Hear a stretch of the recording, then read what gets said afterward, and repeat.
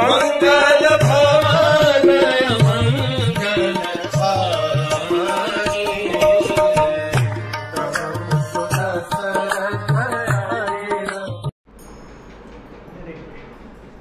चित्रकूट पर्वत के नीचे आने के बाद भरत ने देखा कि आगे की चढ़ाई बहुत ही खड़ी थी and it was a tough one. लेकिन भरत के मन में प्रभु राम के दर्शन की इतनी उत्कंठा थी, वो यहाँ पर आकर के भी रुके नहीं। वे सीधे उन्होंने अपने भाई से कहा कि मैं जा रहा हूं, तुमको आना है तो आओ। Shatrughan also followed. उन दोनों को देख करके सुमंत्र और गुह वो भी आए थे, दे आल्सो फॉलोड। गुह के सैनिक आधे मील तक हर जगह फैले हुए थे। कोई एनिमी पीछा तो नहीं कर रहा है, कोई पहले से ही यहाँ पर बैठ करके तो नहीं आया है, कोई इनको मारने का प्रयास तो नहीं कर रहा है। For half a mile radius, every inch was being guarded by sharp shooters. और भरत वो खड़ी चढ़ाई चढ़ते जा रहे थे। भरत सुमंत्र से और गुह से कहते हैं कि मैं ऊपर जा रहा हूं, मुझे नहीं पता राम मुझे एक्सेप्ट करेंगे या नहीं करेंगे। मेरे मन में लेकिन उनके प्रति बहुत आदर है।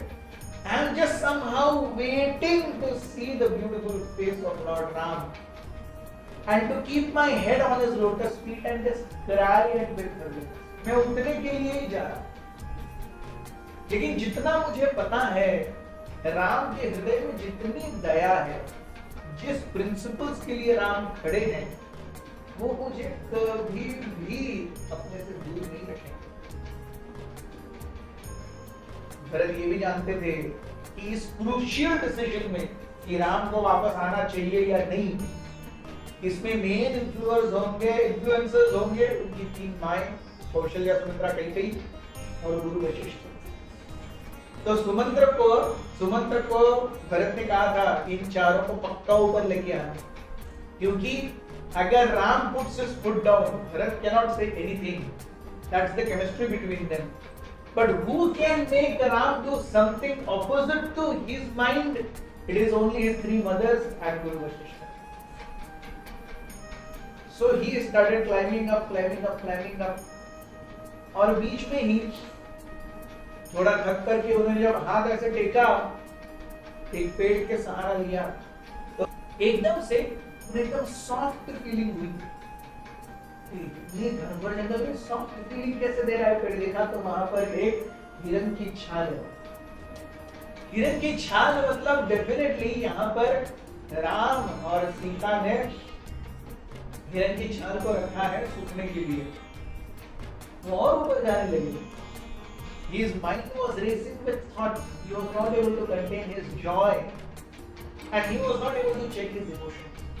राह पर अपने हृदय के स्वामी राम को देखने के लिए, अपने प्रभु श्री राम के दर्शन के लिए भरत लाले जगह जगह पर अलग अलग रूपों में उन्होंने अलग अलग जानवरों की खाल देखी।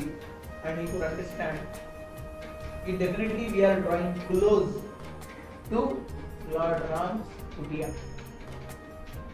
And finally they came to the summit and they saw a small hut.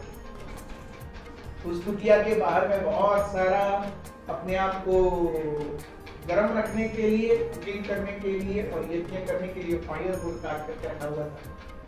बहुत सारे भैंसों के, गायों के और हिरणों के, भेड़ बकरियों के गोबर को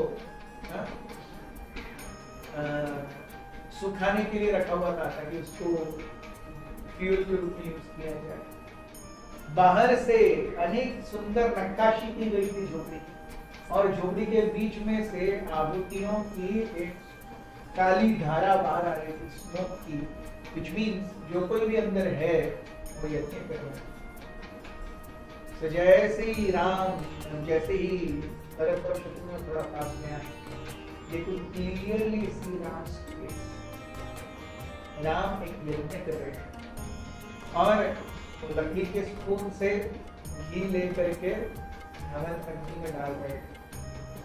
And they could immediately see, but could not fathom Ram and Lakshman in matted locks and in clear skin, and he was too broken.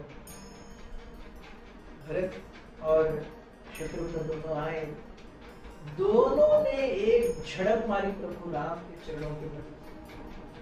वो झड़प ऐसी थी कि पूरी कुटिया थोड़ी हिल गई और दोनों अनकंट्रोलेबली रोने लगे, uncontrollably. Thank you very much.